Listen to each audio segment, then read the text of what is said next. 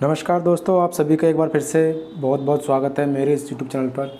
दोस्तों, जैसा कि हमने सुबह एनालाइज करा था लगभग 11 बजे करीब, यानी कि इस कैंडल पर जब ये कैंडल बनी हुई थी 11:05 की जब कैंडल बनी तब मैंने बताया था कि जब मार्केट नीचे 44,433 या 422 को ब्रेक करेगा तो नीचे की तरफ एक फास्ट मूवमेंट देखने के लिए मिल सकती है, जो कि पहला टारगेट हमारा होगा 44,333 और दूसरा टारगेट होगा 44,222 का। ये दो टारगेट हमने नीचे की तरफ बनाए थे। अब मार्केट ने दोनों ही टारगेट हमें अचीव करा दिया आज, और देखिए बिल्कुल 222 के आसपास से ही मार्केट फिर ऊपर की तरफ घूम गया। मैं आपको बताता हूँ, आई होप आपने वो वीडियो देखी होगी मेरी, जो मैंने सुबह बना कर डाली हुई थी। इसलिए दोस्तों मैं कहता हूँ, जब तक आपका सेटअप ना बने, सेटअप क्लियर ना हो, तब तक ट्रेड लेने की जल्दबाजी ना करें। दूसरा, आज एक्सपायरी भी थी। अब हमारी एक्सपायरी बुधवार को ही हुआ करेगी। मैं पहले चार्ट बना लेता हूँ जो मैंने आपको सुबह बना के दिखाया था।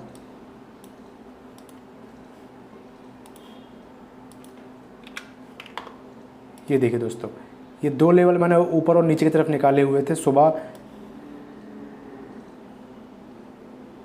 यहाँ जब मार्केट इस रेंज में ट्रेड कर रहा था, कल वाली रेंज में, तब मैंने सुबह 11 बजे के आसपास वीडियो डाली थी। आई होप आप सभी ने देखी होगी।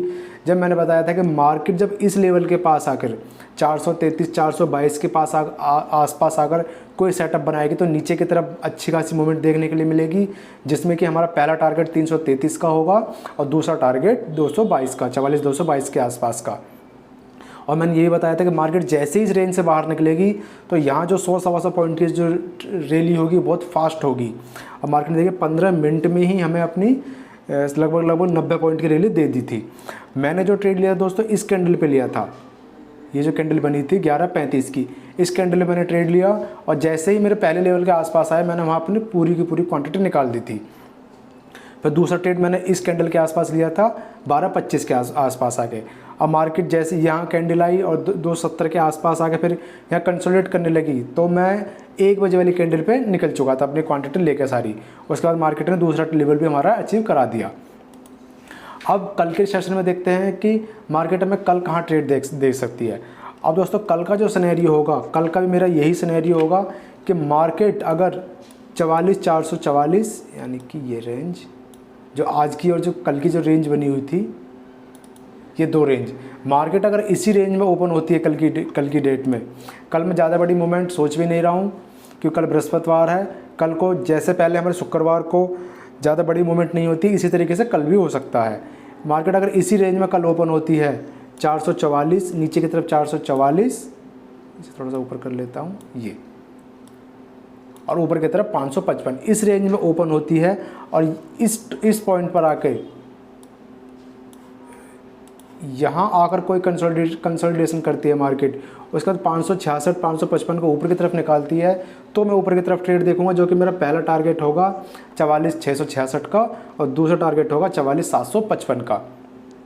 अगर मार्केट यहाँ, मैं पहले हटा देता हूँ,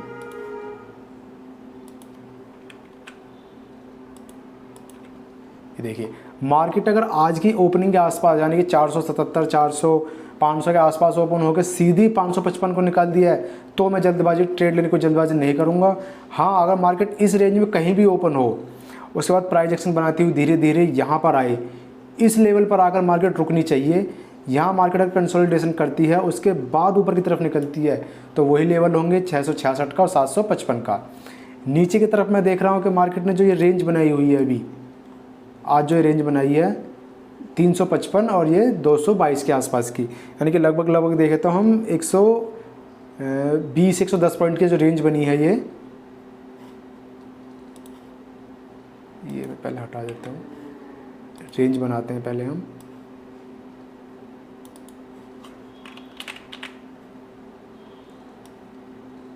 ये रेंज 333 और ये 233 222, यानी कि 110-120 पॉइंट की जो रेंज है।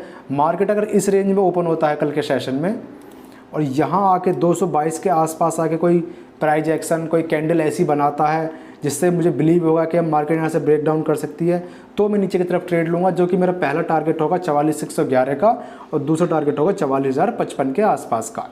नीचे की तरफ ये दो टारगेट हो सकते हैं। ऊपर की तरफ बता दिया मैंने कि मार्केट 44,444 और 44,555, यानी कि 111 पॉइंट की रेंज में मार्केट यहाँ ओपन होती है, इस ओपन होके और यहाँ कंसोलिडेशन करती है 550 555 के आसपास, या यहाँ जो भी रेंज बनाती है उसे जैसे ही ब्रेक करेगी तो ऊपर की तरफ हम ट्रेड देख सकते हैं। और नीचे की तरफ का दोस्तों यही लेवल है। और दोस्तों जैसे कि मैंने कल बताया था कि डेली चार्ट पे, पहले डेली चार्ट पे चलते हैं हम। और दोस्तों एक चीज़ और, मार्केट ने अच्छी खासा डाउनफॉल देने के बाद मार्केट ने रिकवरी भी कर ली है, तो कल के लिए मैं अपने ऊपर की तरफ प्लान सोच रहा हूँ।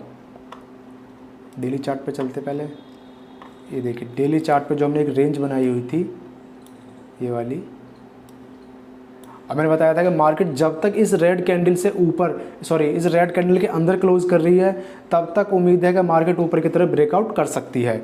मार्केट ने आज जब नीचे की तरफ गई तो मुझे बिलीव नहीं हो रहा था कि अब शायद मार्केट ब्रेकआउट करेगी ऊपर की तरफ, लेकिन मार्केट ने नीचे लो लगाने के बाद वापस अपनी ओपनिंग के आसपास ही क्लोज़ कर दिया। दूसरा, जो कल की जो हमारी कैंडल थी उसके अंदर ही क्लोज़ करा है।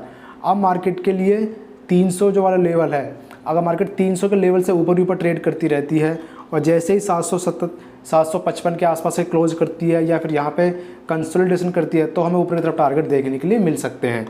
जब तक ये इस रेंज में रहेगी तब तक हो सकता है मार्केट इस रेंज में ट्रैप करती रहे। आई होप दोस्तों दोनों ही लेवल आपको समझ में आ गए होंगे। मैं एक बार फिर से बता देता हूँ, पहले ये मैं बराबर कर लेता हूँ।